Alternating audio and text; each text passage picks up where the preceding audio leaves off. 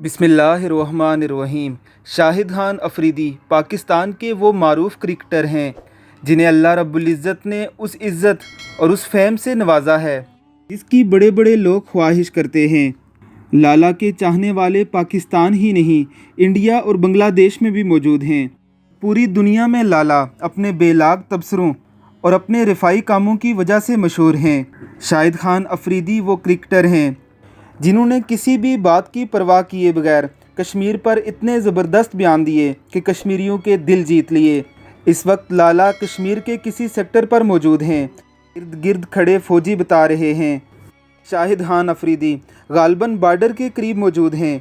लाला का बयान सुनिए। बेशक अल्लामा इकबाल रहमहुल्लाह ने सही फरमाया था कि कहारी ओ गफ़ारी ओ कुद्दूसी ओ जबरूत, ये चार अनासिर हों तो बनता है मुसलमान।